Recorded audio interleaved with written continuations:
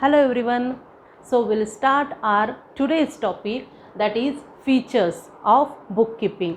Features or characteristics means what? Features म्हणजे वैशिष्ट्य. Bookkeeping काय असतं, काय स्पेशलायझेशन असतं, काय स्पेसिफिक डेटा असतो त्याच्यामध्ये, ते आपण आता बघणार आहोत. आता सगळ्यात पहिल्यांदा ज्यांनी कालचं लेक्चर म्हणजे जो आपला फर्स्ट पार्ट आहे फर्स्ट चॅप्टरचा तो बघितला नसेल तर प्लीज आधी तो बघा, कारण खूपच इम्पॉर्टंट पार्ट आहे. त्याच्यावरतीच बेस पुढचे सगळे जे आपले टॉपिक्स आहेत ते आपण बघणार आहोत. त्यामुळे त्याची लिंक मी खाली दिलेली आहे डिस्क्रिप्शन बॉक्समध्ये, ती प्लीज चेक करा, ती आधी बघा आणि नंतरच हा जो पुढचा टॉपिक आहे किंवा पुढचे जे काही पॉईंट्स असतील ते तुम्ही बघायचे आहेत. So we'll start our very first feature, that is it is a method of recording day-to-day business transactions. कालच आपण बघितलेलं होतं बुककीपिंग का करावं लागतं, कसं करायचं आहे, त्याचे ॲडव्हान्टेजेस काय असतात, पर्पज काय असतो. तर इथे तोच पॉईंट आहे पहिल्यांदा की जे आपण डे टू डे ॲक्टिव्हिटीज करतो, रुटीनमध्ये आपल्या जे काही बिझनेस ट्रान्झॅक्शन्स करतो ते सगळे लिहिणं म्हणजेच bookkeeping. It is a method of recording day to day business transactions date wise आपल्याला मेन्शन करायचे आहेत. Next, only financial transactions are recorded. फक्त फायनान्शियल ट्रान्झॅक्शन्सच रेकॉर्ड करायचे आहेत का? आता फायनान्शियल ट्रान्झॅक्शन म्हणजे काय, जसं की आपण काल एक्झाम्पल बघितलेलं होतं. परत एकदा मी सांगते, ज्यांनी कालचा व्हिडिओ बघितलेला नाही आहे त्यांनी प्लीज आधी तो व्हिडिओ बघा आणि मगच हा बघा, कारण नाहीतर काहीच कळणार नाही आहेत, काहीच रेफरन्स लागणार नाही आहे तुम्हाला. म्हणून आता इथे आहे only financial transactions are recorded. Financial transaction म्हणजे काय, जे फक्त मॉनिटरी टर्म्समध्ये केले जातात, फक्त पैशाशी रिलेटेड असतात, तेच ट्रान्झॅक्शन्स आपल्याला रेकॉर्ड करायचे आहेत.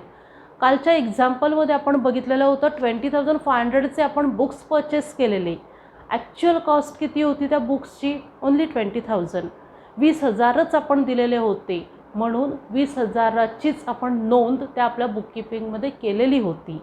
तोच पॉईंट आहे इथे, only financial transactions are recorded. Next, records are prepared for a specific period. आता स्पेसिफिक पिरियड म्हणजे काय? जनरली अकाउंटिंगमध्ये 1 इयरचं पिरियड दिलेला असतो. तो स्टार्ट कधी होतो? 1 April up to 31 March. 1 April to 31 March हा एक अकाउंटिंग इयर असतं, हे एक अकाउंटिंग इयर असतं. मग तो एक स्पेसिफिक पिरियड असतो. समजा आपल्याला आता मंथ वाईज डेटा बघायचा आहे, हाफ इयरली बघायचं आहे, इयरली बघायचं आहे, जसं आपल्याला पाहिजे तसं जे रेकॉर्ड चेक करायचे असतील तर ती सगळी इन्फॉर्मेशन बुककीपिंगमध्ये आपल्याला अवेलेबल होईल जेव्हा ते परफेक्टली मेंटेन केलेलं असेल तेव्हाच. Records are prepared for a specific period and which is useful for future reference. आता फ्युचर रेफरन्स काय असतील किंवा कशासाठी आपल्याला फ्युचरमध्ये ह्या बुककीपिंगची गरज असणार आहे. जसं की आपलं कालचं एक्झाम्पल, परत एकदा कालच्या एक्झाम्पलमधून आपल्याला दिसत होतं की आपण 10,000 होलसेलरचे द्यायचे राहिलेले होते, ते आपल्याला द्यायचे आहेत. ओके, नेक्स्ट आपल्याला या कस्टमर्सने अजूनही म्हणजे एवढे दिवस होऊनसुद्धा आपले पैसे दिलेले नाही आहेत. उधारीवरती जे वस्तू घेऊन गेलेले आहेत त्याचे पैसे येणं बाकी आहे. मग आपलं इलेक्ट्रिसिटीचं बिल एवढं येतं आहे, आपल्या वर्कर्सची सॅलरी आपल्याला एवढी द्यावी लागते आहे.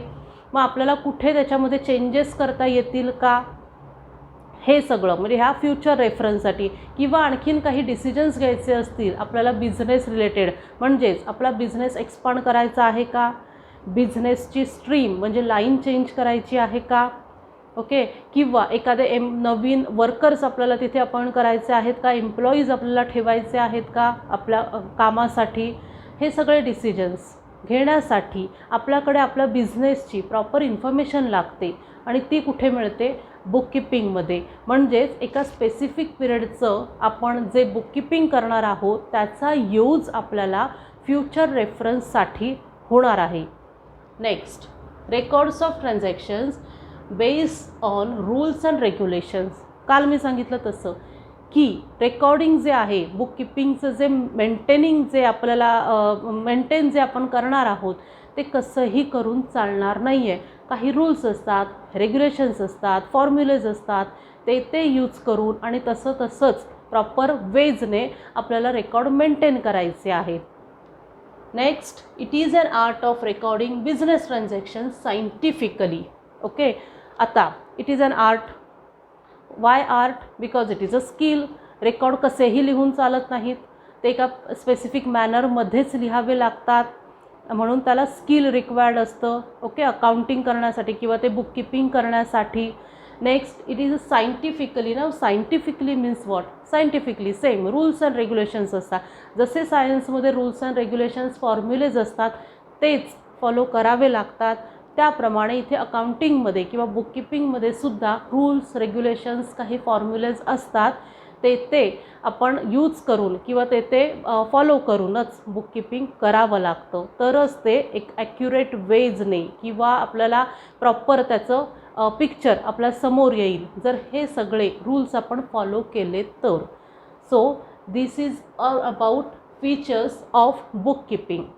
Okay, next point, objectives of book keeping. Objectives means what? Motive. म्हणजेच बुक किपिंग कशासाठी करतात, आपण रेकॉर्ड्स का मेंटेन करायचे आहेत, एकदम कॉमन सेन्स यूज करून आपल्याला आन्सर द्यायचे आहेत.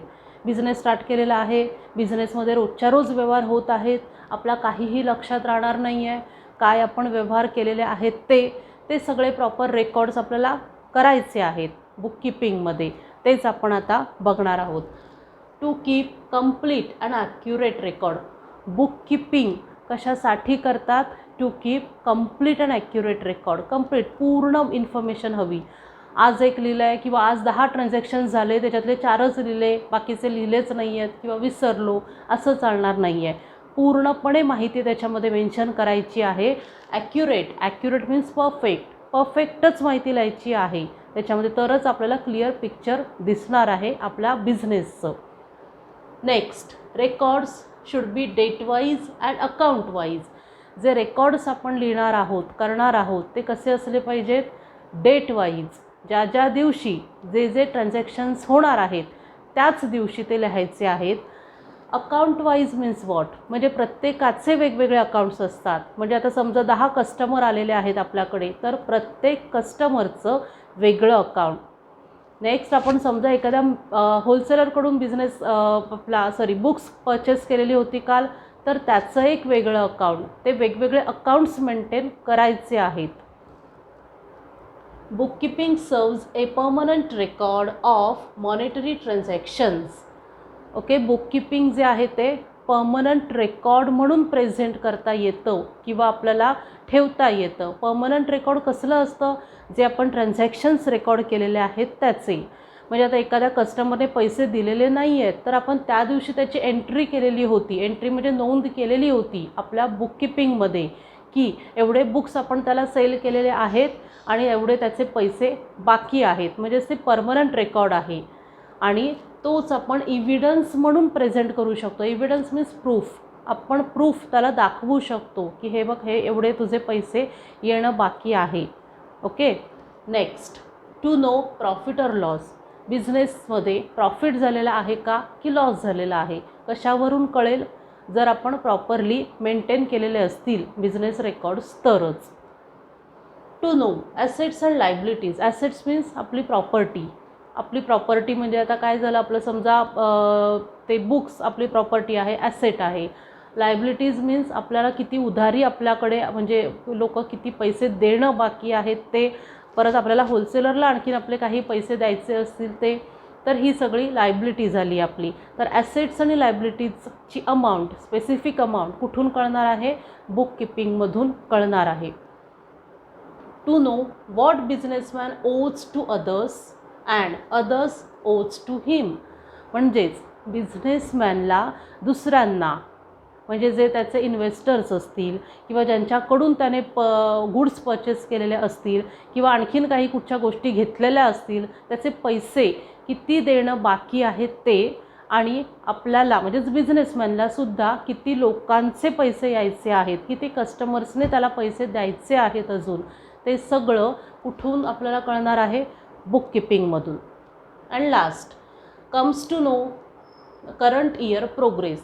करंट इयरची प्रोग्रेस आपल्याला दिसत असते बुक किपिंगमधून. मग आपण कंपेअर करू शकतो की लास्ट इयर म्हणजे आधीच्या वर्षी माझा एवढा प्रॉफिट झालेला होता आणि यावर्षी एवढा झाला आहे. मग आपण टार्गेट नेक्स्ट इयरसाठी काहीतरी ठरवू शकतो की मला पुढच्या वर्षी माझा बिझनेस एवढा एक्सपांड करायचा आहे, एवढा प्रॉफिट करायचा आहे. जर लॉस असेल तर मग तो लॉस का झाला त्याचे आपल्याला रिझन्स फाइंड आउट करायचे आहेत. आपण जास्तच उधारी ठेवली का, म्हणजे दिली का लोकांना, म्हणजे जास्तीत जास्त डिस्काउंट दिला का, किंवा आपल्याला जे आपण बुक्स परचेस केलेले होते ते जास्त पैशात आपण त्यांना तो व्यवहार केलेला होता का, ती सगळी रिझन्स फाइंड आउट करून नेक्स्ट इयरची स्ट्रॅटेजी किंवा नेक्स्ट इयरचे प्लॅन्स आपण डिसाईड करू शकतो. म्हणून बुक किपिंग इम्पॉर्टंट असतं. Okay, now next importance of book keeping. म्हणजेच सेम बुक किपिंगचे ॲडव्हान्टेजेस काय आहेत, कशासाठी ते इम्पॉर्टंट आहे, महत्त्वाचं आहे. First is record. Same book किपिंगमधून आपल्याला सगळ्या प्रकारचे फक्त फायनान्शियल रेकॉर्ड्स आपल्याला अवेलेबल होतात. केव्हा? जेव्हा ते परफेक्टली म्हणजेच ॲक्युरेटली आणि कंप्लीट डेटा जर आपण त्याच्यामध्ये मेन्शन केलेला असेल तर.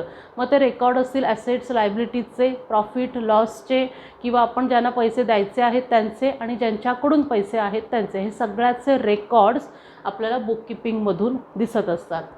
Next financial information. सेम आपला बिझनेस किती झालेला आहे या पर्टिक्युलर मंथमध्ये, आपल्याला समजा मंथ वाईज डेटा बघायचा असेल, या मंथमध्ये एवढा झाला, दुसऱ्या मंथमध्ये तेवढा झाला, तर हे सगळा हा जो ग्राफ असतो आपल्या बिझनेसचा किंवा फायनान्शियल इन्फॉर्मेशन असते, म्हणजे किती आपला सेल झालेला आहे, किती आपला खर्च झालेला आहे, ती सगळी इन्फॉर्मेशन बुक किपिंगमधूनच कळते. Next decision making. Book keeping is important for decision making as well as for future रेफरन्ससाठी जर आपल्याला काही डिसिजन्स घ्यायचे असतील, फॉर एक्झाम्पल बिझनेस एक्सपांड करायचा आहे का, या एरियामध्ये समजा माझा बिझनेस होत नाही आहे, मग आता बिझनेसचं लोकेशन चेंज करायचं आहे का. आता आपला समजा बिझनेस एक्सपांड करायचा असेल तर आपल्याला नवीन एम्प्लॉईज अपॉइंट करावे लागतील. मग ते नंबर ऑफ एम्प्लॉईज किती ठेवायचे आहेत, त्यांना सॅलरीजसाठी आपण किती खर्च करू शकतो, इलेक्ट्रिसिटीचं बिल, मेंटेनन्स चार्जेस, हे सगळे खर्च वगळून आपल्याकडे किती पैसे उरत आहेत, मग आपण त्याच्यामध्ये आणखीन काय करू शकतो. हे सगळे जे बिझनेस रिलेटेड डिसिजन्स असतात ते आपल्याला इझिली घेता येतात जेव्हा आपल्याकडे प्रॉपर इन्फॉर्मेशन असते आपल्या बिझनेसची. Next controlling. आता कंट्रोलिंग म्हणजे काय, बिझनेसवरती कंट्रोल करता येतं केव्हा, जेव्हा आपल्याकडे प्रॉपर इन्फॉर्मेशन असते तेव्हाच. मग आता हा कंट्रोल कसा असू शकतो की आपण आता जास्तीत जास्त डिस्काउंट देत आहोत का, म्हणजे आपल्याला लॉस फेस करावा लागतो आहे का, किंवा एखादा आपल्याला होलसेलरकडून आणखीन कमी किमतीत बुक्स परचेस करता येतील का, किंवा आपल्याला इलेक्ट्रिसिटीचं बिल कमी करता येईल का. हे असे नंबर ऑफ काही गोष्टी असतात, थिंग्स असतात की ज्याच्यावरती आपल्याला कंट्रोल करावा लागेल इन फ्युचर. आणि तो कधी कळेल, जेव्हा आपल्याला प्रॉपर रेकॉर्ड्स मेंटेन केलेले असतील तेव्हाच. Next evidence. आत्ताच सांगितल्याप्रमाणे की इव्हिडन्स असतो, तो प्रूफ असतं सगळ्यांसाठी, बिझनेसमॅनसाठी तसंच कस्टमर्ससाठी, इन्व्हेस्टर्ससाठी, की आपण एवढे ट्रान्झॅक्शन्स केलेले आहेत, इथे त्या डेट वाईज ते मेन्शन केलेले आहेत. And last tax liability. Taxes pay करावे लागतात जेव्हा आपल्याला प्रॉफिट होतो तेव्हा. मग आपल्याला GST, जेवढा प्रॉफिट तेवढा टॅक्स आपल्याला गव्हर्नमेंटला पे करावा लागतो. मग हे टॅक्स एका दिवशी बसून आपण नाही कॅल्क्युलेट करू शकत, त्यासाठी आधीचे रेकॉर्ड्स चेक करावे लागतात. ते रेकॉर्ड बुक किपिंगमध्ये असतात. म्हणजेच टॅक्स लायबिलिटी, टॅक्सची अमाऊंट फाइंड आउट करण्यासाठी बुक किपिंग बघावं लागतं किंवा करावं लागतं. Next point is utility.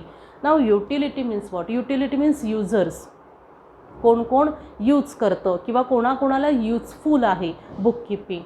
आता बिझनेस आपला आहे पण त्याच्यामध्ये किती जणांना इंटरेस्ट असतो किंवा किती जण त्याच्याशी रिलेटेड असतात. First owner of the business, म्हणजे जो ओनर असेल, प्रोप्रायटर असेल, त्याला त्याचा बुक किपिंगचा काय यूज होतो, फायनान्शियल इन्फॉर्मेशन मिळते, डिसिजन मेकिंगसाठी त्याला फ्युचर रेफरन्ससाठी इम्पॉर्टंट असतं बुककीपिंग. प्रॉफिट झाला आहे की लॉस झाला आहे, किती ॲसेट्स आहेत, किती लायबिलिटीज आहेत, किती टॅक्स लायबिलिटी पे करायची आहे, कसा कंट्रोल करायचा आहे बिझनेस, हे सगळं ओनरला समजतं जेव्हा प्रॉपर बुककीपिंग केलेलं असतं तेव्हा.